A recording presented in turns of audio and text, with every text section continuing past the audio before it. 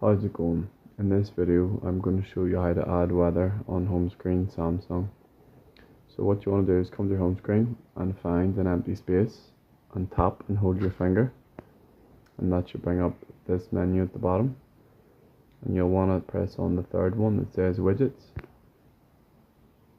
and then from here scroll down to the very bottom to find the weather widget. So tap on it and that'll open up a list of different weather widgets that you can use. We'll go for this one, the weather and clock. So when you're happy, press add, and here it'll bring up the weather on your home screen, so you can modify this a bit.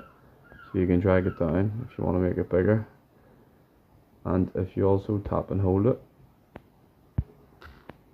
you can open up the settings and change the location.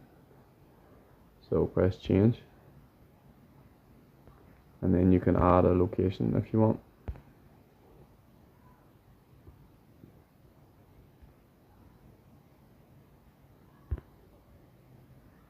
And then add.